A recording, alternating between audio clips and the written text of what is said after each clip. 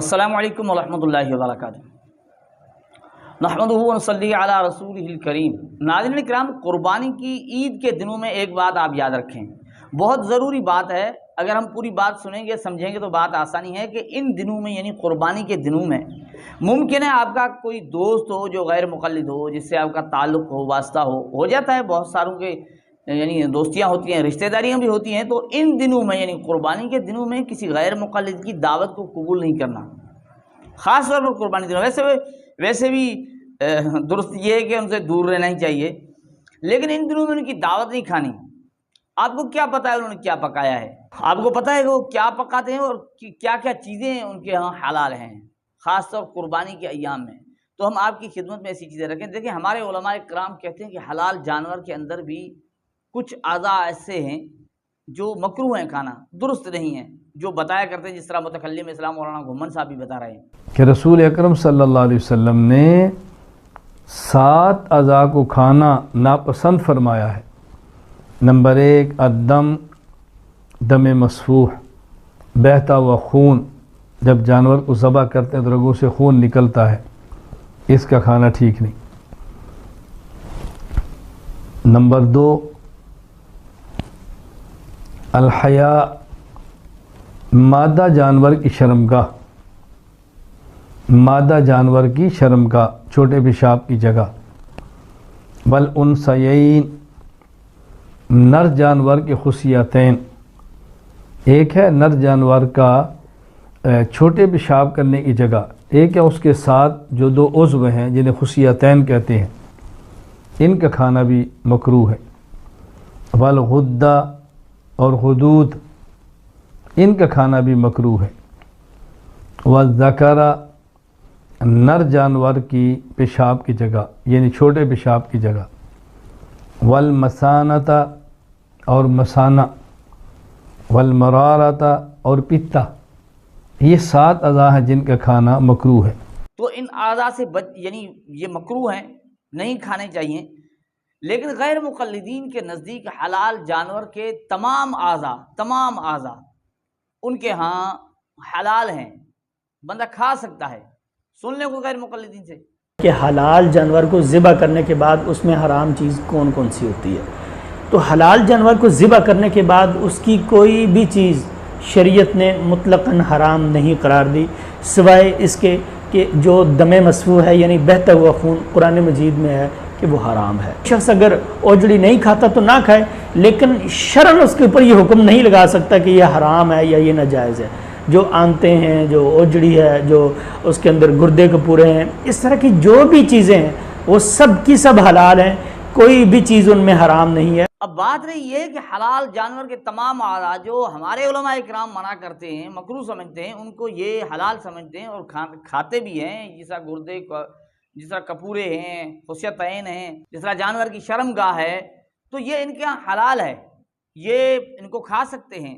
یہ کوئی ضروری نہیں ہے کہ آپ کے لیے کوئی اور چیز پکی ہو، لیکن آپ حیران رہ جائیں گے، یہاں تک نہیں، بات کچھ اور زیادہ بڑھ رہی ہے۔ اب دیکھیں، آپ کو اگر ایسی چیزیں آپ کے سامنے جو ہے نا تیار کر کے پکا کر آپ کے سامنے رکھ دی جائیں تو ممکن ہے آپ کے اندر وہ غیر مقلدیت غالب آ جائے، آپ کھا بھی جائیں، لیکن آپ آگے بھی سنیں تو آپ کو پریشانی ہوگی۔ آپ کو پتہ ہے کہ غیر مقلدین کے ہاں گھوڑا حلال ہے، بالکل گھوڑا بھی حلال ہے، اور جنگلی گدا بھی حلال ہے، جنگلی گدا بھی حلال ہے۔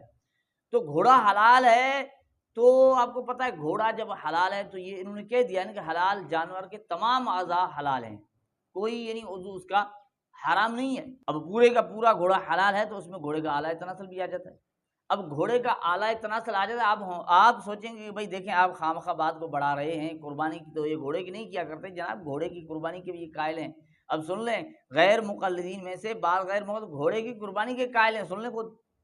ایک عالم دین پوچھ رہا ہے گھوڑا بھی ٹھیک، گھوڑے کی قربانی کرے جائز ہے قیامت پر، گھوڑا حلال گھوڑا۔ اب غیر مقلدین کے ہاں گھوڑے کی قربانی جائز ہے، گھوڑے کی قربانی کر سکتے ہیں، اور حلال جانور کے تمام اعضاء ان کے ہاں حلال ہیں، کھا سکتے ہیں اور ان کو کھلا بھی سکتے ہیں، اور صرف کھانا کھلانا نہیں بلکہ ان کی خرید و فروخت بھی کر سکتے ہیں، سن لیں غیر مقلدین سے۔ کہ کچھ لوگوں کا خیال ہے کہ بٹ اور کپورے وغیرہ مکروہ ہوتے ہیں، وہ نہیں کھانے چاہیے، تو اس بارے میں رہنمائی فرما دیجیے۔ دیکھیں جی، حلال جانور کی ہر چیز کھائی جا سکتی ہے، جو کھائی جا سکتی ہے وہ بیچی بھی جا سکتی ہے اور خریدی بھی جا سکتی ہے، اس پہ کوئی اعتراض نہیں۔ لوگوں کو علم نہیں ہوتا تو اس وجہ سے پھر وہ عجیب سا فیل کرتے ہیں اس کو۔ اب ناظرین کرام، اب دیکھیں ان جانوروں کے تمام اعضاء حلال بھی ہیں، انہیں بیچ بھی سکتے ہیں، خرید بھی سکتے ہیں۔ اب ان میں گھوڑا بھی حلال ہے، گھوڑے کی قربانی بھی جائز ہے۔ اب گھوڑے کا اگر اعلیٰ تناسل جو سمجھیں کوئی غیر مقلد جو ہے نا وہ پلیٹ میں رکھ کر کوئی پکا کر لائے سامنے رکھے تو غیر مقلد تو کہے گا نا بھئی یہ حلال بھی ہے، اس کا کوئی عضو جو ہے نا وہ حرام نہیں ہے، مکروہ نہیں ہے، کھا سکتے ہیں۔ کہتے ہیں جی چاہے تو کھا سکتے ہیں۔ اب گھوڑا اور گھوڑے کا اعلیٰ تناسل، پورا گھوڑا حلال ہے، حلال جانور سارے کا سارا حلال ہے، اس کا کوئی حصہ بھی حرام نہیں ہے، کھا سکتے ہیں۔ اب غیر مقلدین کے ہاں آپ جائیں، اب وہ گھوڑے کی ایسی چیز پکا کر آپ کے سامنے رکھ دے تو وہ کہیں گے یہ حرام کہاں ہے، حرام دکھائیں اس کا، اور وہ پکا کر آپ کے سامنے رکھ دے گا۔ آپ سوچیں کہ آپ اس چیز کو کھائیں گے، آپ اس چیز کو کھانا پسند کریں گے؟